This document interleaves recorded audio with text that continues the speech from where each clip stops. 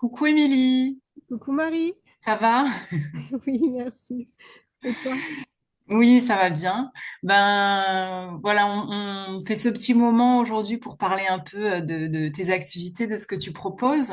Oui. Euh, Peut-être pour commencer simplement, est-ce que tu peux nous décrire tes différentes activités que tu as aujourd'hui? Alors, je propose principalement deux activités. Et ce sont deux activités qui mettent en lien le corps et le psychisme, l'esprit. C'est d'abord l'équithérapie. Donc, Mhm, l'équithérapie, c'est un soin qu'on propose aux personnes qui se passe avec les chevaux. Donc là, derrière moi, là, je suis dans le pré des chevaux, il y a des chevaux derrière moi. Et mhm. donc, l'équithérapie, ça s'adresse aux enfants et aux adultes. Et on vient travailler sur des émotions, des sensations. Et puis, c'est une thérapie qui s'appuie vraiment sur le lien entre le corps et notre psychisme. D'accord. Et, Quand tu, ouais, quand tu parles de soins, est-ce que tu peux enfin, me décrire un peu ça, pourquoi on peut appeler ça un soin? on peut appeler ça un soin parce que on va venir avec une demande particulière, quelque chose qu'on a envie de changer dans sa vie et qui nous fait souffrance en fait. Ça peut être des problèmes de tous ordres. Ça peut être un deuil, ça peut être euh, de l'anxiété, une dépression. euh, et du coup, on va s'octroyer ce temps-là d'équithérapie, ce soin qui se répète plusieurs fois pour, euh,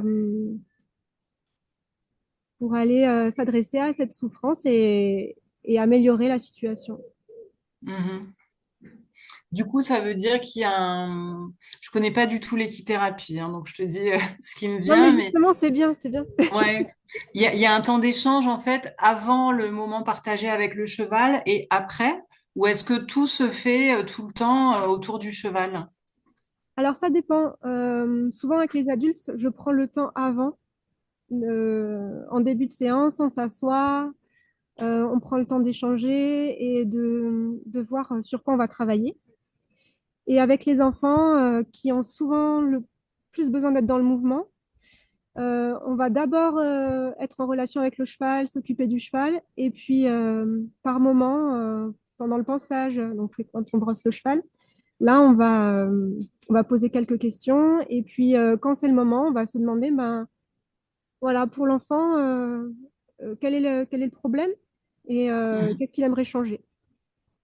Et à partir de là, on va lui proposer en fait de travailler sur ça. Mhm. Est-ce que c'est accessible à des personnes qui auraient un peu peur ou qui auraient une appréhension des chevaux? Alors oui, c'est accessible à des personnes qui n'ont jamais approché un cheval de leur vie, qui en ont peur. Bon, bien sûr, il faut avoir une attirance, faut avoir envie d'aller vers l'animal, une curiosité, une envie d'être au contact. Mais tout ça, ça se fait très progressivement et le but, c'est pas du tout d'apprendre à manipuler un animal avec une longe ou monter sur le cheval. On Mhm. n'apprend pas à guider, etc. Euh, le but, ça va être vraiment par le biais de la relation qu'on va avoir avec le cheval et par le biais de tout ce dispositif qu'il y a, puisqu'on est dans la nature, on va pouvoir travailler différemment sur nous-mêmes. On va avoir accès différemment à nos émotions, à nos sensations. Et en fait, tout ça, ça nous donne de la matière pour faire la thérapie. D'accord. Est-ce que tu pourrais me décrire un peu toi, ton parcours par rapport à ben, l'amour, je dirais, des chevaux et peut-être de l'équithérapie, de ton expérience personnelle et puis de ce que tu as fait peut-être professionnellement aussi? Alors moi, je suis en lien avec les chevaux depuis toute petite. Et voilà, j'ai fait de l'équitation en club classique. Donc plutôt, c'était un sport où, à l'époque, la relation avec le cheval elle n'était pas aussi importante qu'elle l'est aujourd'hui, maintenant, dans certains centres équestres. Euh, mais en tout cas, au fil du temps, ce qui m'a vraiment plu, c'est d'aller approfondir cette relation avec l'animal. Et puis bon, voilà, j'ai constaté sur moi-même, enfant, adolescente, et même aujourd'hui à l'âge adulte, à quel point le cheval est soutenant en fait dans la construction de moi-même, dans le fait de pouvoir mobiliser certaines ressources et me rendre compte que les endroits où je suis capable, et puis aussi sensoriellement dans le corps, ça m'apporte des choses en termes de posture, en termes de langage non verbal, etc. Donc ça m'a apporté un ensemble de choses très positives et constructives dans ma vie. Et puis, donc moi, je suis infirmière de formation et j'ai travaillé en pédopsychiatrie pendant presque 9 ans. Et c'était dans une unité, un hôpital public, en fait, qui avait une ferme équestre. Donc, Mhm. ce qu'on me proposait, on était une équipe de 3 soignants, 3 soignantes et une pédopsychiatre. Et on accueillait une quarantaine d'enfants par semaine. Donc ça paraît beaucoup comme ça, mais c'était des séances où, en tant qu'infirmière ou éducatrice, on accueillait des patients, des enfants qui avaient des troubles psychiatriques ou psychologiques. Et donc on était un soignant par enfant ou un soignant pour 2 enfants. Et donc pendant ces 9 années, j'ai fait de l'équithérapie en hôpital public avec une équipe et tout un dispositif institutionnel et c'était passionnant. Et j'ai vécu au quotidien, j'ai éprouvé les effets en fait de cette approche sur la santé des enfants. Et voilà, c'est toujours avec émerveillement qu'on a vu les enfants évoluer grâce à ce dispositif. D'ailleurs, on a écrit un livre sur notre pratique qui est publié chez RS aujourd'hui et qui parle donc de la médiation thérapeutique avec le cheval et qui montre qu'en fait, c'est pas de la magie, mais il y a plein de processus derrière tout ça, psychologiques et puis aussi euh, éthologiques en interaction avec le cheval, qui font que, bah oui, c'est efficace, c'est Mhm. vraiment opérant, quoi. Le titre du livre, c'est ce que tu as dit, la médiation thérapeutique avec le cheval? Alors, ça s'appelle, oui, médiation thérapeutique avec le cheval. Mhm. Et le sous-titre, c'est expérience institutionnelle de l'équithérapie. D'accord. Parce que l'idée, c'était aussi de montrer comment fonctionne l'équithérapie dans un cadre institutionnel, qu'est-ce que ça change d'être en équipe quand on fait de l'équithérapie, qu'est-ce que ça change d'être dans un hôpital et pas en libéral comme je suis maintenant, et de Mhm. montrer que ce dispositif-là, voilà, il est fabuleux et très important et il peut se passer plein de choses avec. Mhm. On voit derrière toi un cheval dans la lumière, c'est très beau. Oui, c'est plus. Donc là, on est sur ton lieu de travail, Voilà, là là où tu mènes. on est sur mon lieu de travail. Je sais pas si on peut. Il y a beaucoup de lumière, donc on voit pas tout à fait. Mhm. Et c'est un bel endroit. Il n'y a pas d'installation équestre, pas de carrière, pas de manège. On est vraiment en pleine nature. Voilà, on est en pleine nature. On y arrive par un petit chemin sous les arbres. Et ça fait comme une petite clairière. Ok. C'est situé où exactement? Donc là, on est au Verdier. C'est Mhm. à 15 minutes de Gaillac, à 30 minutes d'Albi et à 1 heure et quart de Toulouse. D'accord. Ok, donc tu nous parles beaucoup des enfants. J'ai encore une dernière question par rapport aux enfants. À Oui. partir de quel âge, et peut-être même jusqu'à quel âge pour les adultes, mais à partir de quel âge l'équithérapie peut être proposée à un enfant? Alors actuellement, j'accueille dès 3 ans et je propose aussi des séances parents-enfants. Ok. Donc, on définit ensemble les objectifs. Donc, soit c'est le parent vient simplement pour accompagner l'enfant et puis faire tiers dans la séance et voilà, être présent, assister euh, un petit peu en retrait. Soit il a vraiment envie de participer. Puis on travaille aussi sur le lien entre le parent et l'enfant. Euh, voilà, il y a vraiment des beaux moments dans ces séances parce qu'avec le cheval, on peut faire plein de choses qui viennent mettre en lumière la relation entre un parent et son enfant de manière totalement différente que dans un quotidien. Mhm. Et voilà, donc ça, je propose ça depuis peu et ça me tient beaucoup à cœur. Ouais. Oui, c'est aussi partager un moment de qualité avec son enfant, si on est un parent, par exemple.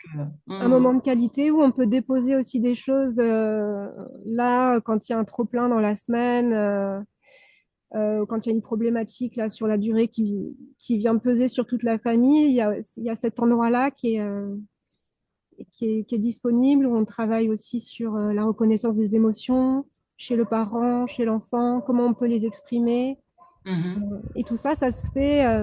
Alors, j'ai des outils, des cartes, par exemple, qui symbolisent, qui représentent bien les émotions, même pour les tout petits, pour les petits de 3 ans. Et ils sont capables de beaucoup de choses, en fait, de reconnaître un panel énorme d'émotions pour leur âge. Mais j'utilise aussi beaucoup le cheval. C'est-à-dire que quand on s'adresse au cheval, on va le faire parler. On va dire ah, mais tiens, Plume, je vois que tu as un caillou là sous ton sabot, mais ça doit te faire mal. Ou alors, oh là là, Plume, elle a levé la tête, elle est toute tendue, elle a les oreilles redressées. Peut-être qu'elle a peur de quelque chose, elle a vu quelque chose au loin. Et donc, l'air de rien, en fait, on va parler des émotions et ça ouvre le champ pour l'enfant, pour son parent voilà, de dérouler là-dessus. Et puis, si l'enfant il a eu peur de quelque chose, il va se nourrir de ça et puis lui-même va tricoter quelque chose avec ce que je viens de dire et puis avec Mhm. comment le cheval réagit. Ouais, super. Ou parfois, je dis rien et puis c'est l'enfant qui lui-même, quand c'est possible pour lui, quand il a le vocabulaire, etc., va dire ah, mais Plume, elle a peur, hein. Elle a peur parce qu'elle a peur de se faire disputer. Voilà, Mhm. et en fait, l'enfant vient parler de lui-même par l'intermédiaire du cheval. Mhm. Super. Euh, En parlant d'enfants, si par exemple tu devais présenter cette activité, l'équithérapie, à un jeune enfant, Mhm. comment tu pourrais lui présenter? Alors, en général, je dis que ici, c'est un moment pour soi. Donc, je dis c'est un moment pour toi, là maintenant, ou pour toi et ta maman, pour toi et ton papa. Et c'est un moment pour te faire plaisir. Et puis, c'est un moment où on va parler de ce qu'on sent dans notre corps, de nos émotions. Donc là, je peux détailler les émotions, mais aussi de comment on se sent dans le corps. Est-ce que on est tendu? Est-ce que on est tout relaxé, tout détendu?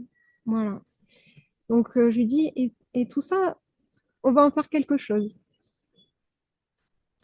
Et puis, j'insiste aussi sur ce qui se passe ici. En fait, on va en parler entre nous, mais c'est ton moment à toi, puis ça reste dans cette bulle ici à toi. Mhm. Et est-ce que nécessairement l'enfant va monter sur le cheval ou pas? Le plus souvent, oui, parce qu'ils sont en demande. Mhm. Euh, c'est possible que non, on fait aussi du travail à pied, en liberté avec le cheval ou avec la longe, ou simplement seulement le fait de prendre soin du cheval à pied. Euh, mais à cheval, on fait beaucoup de choses. Et le fait d'être à cheval, ça met l'enfant dans un mouvement passif. Mhm. Donc, le corps, il fait au pas, le corps, il fait une espèce de 8. Mhm. Et donc, en permanence et de manière régulière, on a un réajustement postural qui se fait. Mais c'est pas nous qui l'initions, en fait. C'est pas un mouvement, c'est pas nous qui impulsons le mouvement. C'est vraiment, on se laisse porter et le corps, tout seul, réajuste. Et donc tout ça, déjà, bon, ça fait sécréter des hormones et puis ça crée une détente. Mais aussi, ça vient travailler toute la psychomotricité, les sensations internes, enfin, la proprioception, c'est-à-dire comment on sent notre corps dans l'espace. Et puis pour les enfants qui ont des troubles au niveau de la perception des sensations, qu'elles soient internes ou externes, ça vient soutenir en fait tout ça. Ça vient Mhm. soutenir le fait que l'enfant puisse intégrer toutes les sensations parce qu'en permanence, on a une multitude de sensations qui parviennent à notre cerveau. C'est les sons, les odeurs, les mouvements qu'on voit autour de nous, la manière dont on se déplace dans l'espace, nos sensations internes, la douleur, nos organes et puis la position de notre corps, le toucher aussi. Tout ça, pour certains enfants, c'est très compliqué. Nous, ça nous paraît naturel, mais ça peut être très compliqué d'intégrer tout ça au niveau sensoriel. Et le mouvement sur le cheval, du fait de sa régularité et de la multitude des sensations, ça va permettre de travailler voilà, sur cette intégration sensorielle. Donc, moi, j'aime beaucoup, on appelle ça du portage, proposer du portage à cheval pour les enfants ou pour les adultes qui ont des troubles du neurodéveloppement, parce que ça On gère. appelle le portage, c'est le fait de marcher au pas. Le C'est portage, c'est ça? le fait d'être sur le cheval au pas, ouais, c'est ça. Ok. Et d'être vraiment porté. Puis bon, il y a toute la dimension affective aussi. Il y a le fait de se laisser porter. L'animal Ouais. nous porte, voilà, on est balancé comme si on Il y a un était lâcher porté dans les bras prise. de quelqu'un. Donc on peut Hmm. lâcher prise, voilà. Et souvent, la parole est plus fluide à ce moment-là. Mhm. Alors du coup, à l'inverse, je te demandais si l'enfant est obligé de monter sur le cheval, etc. Est-ce qu'il t'arrive de travailler avec des personnes qui sont des cavaliers ou des cavalières confirmés et qui viennent là chercher autre chose? Oui, alors ça m'arrive. Euh, il y a toujours cette petite envie d'aller quand même explorer la technique avec le cheval. Par exemple, dans le travail à pied, en liberté, bon, de toute façon, on peut toujours aller plus loin dans notre langage, dans l'amélioration de notre langage non verbal, dans notre communication avec le cheval. Donc, même les cavaliers, finalement, ils trouvent toujours une marge pour apprendre et si c'est ce qu'ils viennent un petit peu chercher. Hmm. Et voilà, c'est vraiment pas l'objet. Et ce que les cavaliers viennent chercher, c'est ce qu'ils trouvent un peu dans le sport, mais qu'ils ont envie d'agrandir encore plus. C'est comment mon corps entre en relation avec l'animal, comment l'animal perçoit mes mouvements corporels, comment moi je m'ajuste au mouvement du cheval, comment je sens les choses. Et en fait, ça donne un focus en fait sur toutes les sensations corporelles qu'on a et qu'on traite en permanence et sur comment est-ce qu'on peut voilà, ajuster notre posture au sens propre et au sens figuré Mhm. dans la vie. Mhm. Et voilà, et puis dans les séances d'équithérapie avec les adultes, j'utilise aussi beaucoup la thérapie mosaïque, qui est une thérapie dont je te parlerai plus tard, mais qui, voilà, qui va travailler aussi sur la manière dont on vit nos sensations et nos émotions. Mhm. Et oh, un chat. Et voilà, donc il y a tout un monde qui s'ouvre en fait en séance et même quand on est cavalier confirmé, on va approcher les chevaux sous un prisme totalement différent. Mhm. Je me pose une question pour ce qui est de la fréquence ou de la durée. Est-ce que ça peut être une activité qu'on fait comme une activité de loisir chaque semaine pendant toute l'année? Est-ce que c'est un suivi qui peut être ponctuel? Comment ça se passe? Alors ça varie vraiment d'une personne à l'autre. Pour les enfants, le plus souvent, il y a une régularité toutes les semaines ou tous les 15 jours. Parce que 15 jours, c'est déjà long pour un enfant et on a vraiment besoin d'une répétition et que cette répétition, elle soit sécurisante et que l'enfant puisse se projeter, qu'il se dise chaque semaine, j'ai mon espace à moi où je vais pouvoir aller déposer des choses Mhm, et je vais pouvoir repartir ressourcer. mhm, Et ça participe du processus thérapeutique. C'est valable avec l'équithérapie, mais avec d'autres thérapies, voilà, en général. Après, par exemple, si un adulte a envie de travailler sur un objectif particulier pendant un mois et de venir 3 fois pour cet objectif-là, ben voilà, ça, c'est possible. Donc, ok, c'est vraiment du sur-mesure. ok. C'est toujours des séances individuelles ou tu fais aussi du collectif? Alors, je pourrais faire du collectif, du petit collectif. parce que pour des raisons de sécurité surtout. Euh, voilà, deux enfants, trois enfants maximum. Mhm. Et ce que je faisais avant à l'hôpital. Et là, c'est intéressant parce on peut jouer aussi avec la dynamique de groupe et il y a plein de choses que le groupe apporte pendant les séances. Mais pour l'instant, je propose voilà, de l'individuel et c'est plutôt ce qui est demandé. Donc, en Ok, général, individuel ou séance parent-enfant. ok. C'est des séances qui durent combien de temps? C'est 1 heure. Ok, Si ça devait se passer en groupe, ce serait 2 heures et demie pour un petit groupe. d'accord.